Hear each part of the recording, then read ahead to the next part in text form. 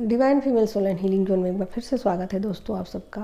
और आज मेरा मन किया कि मैं थर्ड आई के विषय में भी बात करूं आपसे और एस्ट्रल ट्रैवल के विषय में भी आपसे बात करूं।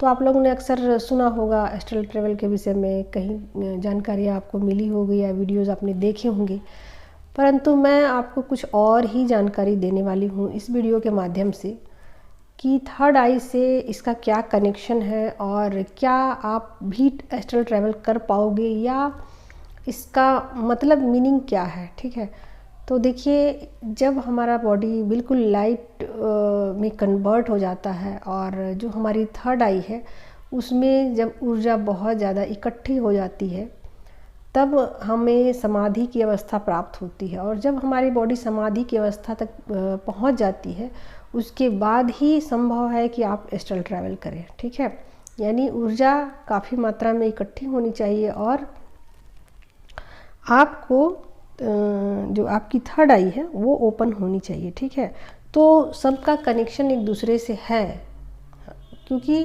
जब तक हमारी थर्ड आई ओपन नहीं होगी वहाँ ऊर्जा इकट्ठी नहीं होगी, और जब तक ऊर्जा वहाँ इकट्ठी नहीं होगी हम समाधि की अवस्था तक नहीं जा पाएंगे। ठीक है, और जब हमारी समाधि नहीं लगेगी तब तक हम एस्ट्रल ट्रैवल नहीं कर पाएंगे। ठीक है, तो ये कनेक्शन है, सबके बीच एक दूसरे से जुड़ा हुआ है। और एस्ट्रल ट्रैवल का मतलब ये होता है कि हमारी लाइट बॉडी, ठीक है, और ये बॉडी ही यात्रा करती है, लाइट बॉडी ही हमारी यात्रा करती है, और जो हमारा स्थूल शरीर है वो वहीं का वहीं पड़ा होता है, और हमारी जो चेतना है वो सभी जगह घूमती फिरती है ब्रह्मांड में और वहाँ से जानकारियाँ इकट्ठी कर लेती है। ठीक है, और फिर वो वापस वो अपनी बॉडी में आ जाती है। ठीक है, पहले ज़माने में ऋषि मुनि जो भी हमारे हुआ करते थे वो पढ़ते लिखते नहीं थे, वो उनके पास बहुत ज़्यादा डिग्री नहीं होती थी, फिर भी वो बहुत सारी जानकारियों को इकट्ठी कर लेते थे और वो जानकारियाँ उन्हें थर्ड आई के माध्यम से मिलती थी, और एस्ट्रल ट्रैवल करके उन्हें बहुत सारी जानकारियाँ मिल जाती थी। और अभी जो वैज्ञानिक है उसी चीज़ को रिसर्च करते हैं बरसों बरस, और उसके बाद उस मकाम तक पहुंचते हैं वो। ठीक है, तो बातें एक ही है, वैज्ञानिक रिसर्च करके पहुंचते हैं, स्टेप बाय स्टेप पहुंचते हैं, और जो हमारे ऋषि मुनि हैं वो अशरीरी यात्रा करके उन जानकारियों को इकट्ठी कर लेते थे। ठीक है, तो एस्ट्रल ट्रैवल कोई भी कर सकता है जिसकी थर्ड आई ओपन हो। ठीक है,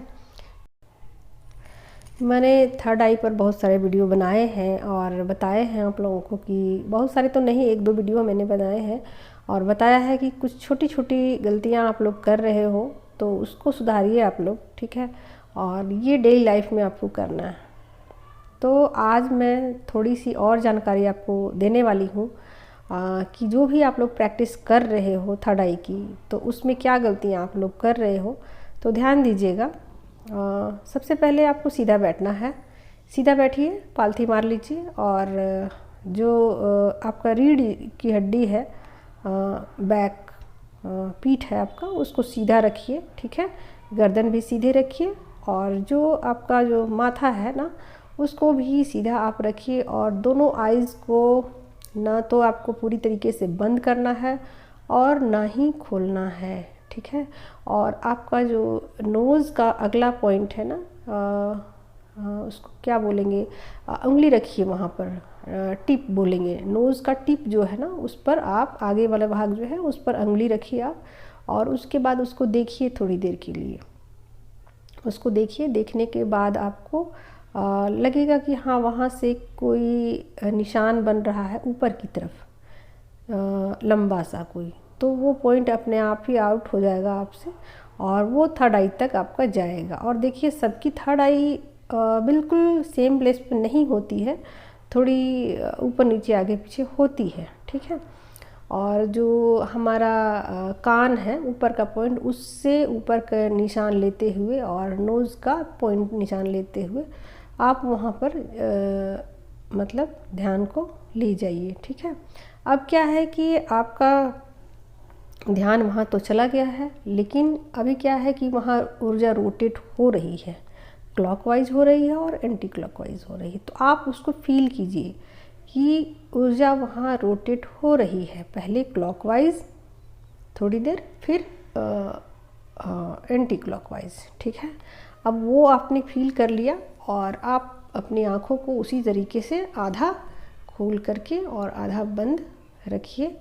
और उसके बाद आपको अपना ध्यान जो है ना सांसों पर टिका देना है। ठीक है, तो जब आप सांस लेंगे ना तो सांस को लेना है और जैसे इनहेल करना है। ठीक है, तो सांस को लिया, फिर थोड़ी देर के लिए रोका। रोका कहने का मतलब ये होता है कि आपकी जो सांस है वो एब्जॉर्ब भी होनी चाहिए। ठीक है, जैसे बहुत सारे लोग क्या करते हैं, सांस लेते हैं फिर छोड़ देते हैं, लेते हैं फिर छोड़ देते, तो इससे क्या होता है कि जो आपका जो ऑक्सीजन जो है ना वहाँ तक नहीं गया और एब्जॉर्ब नहीं हो पाया। ठीक है, तो आप सांस को लीजिए, फिर थोड़ा सा होल्ड कीजिए, फिर उसको छोड़ दीजिए।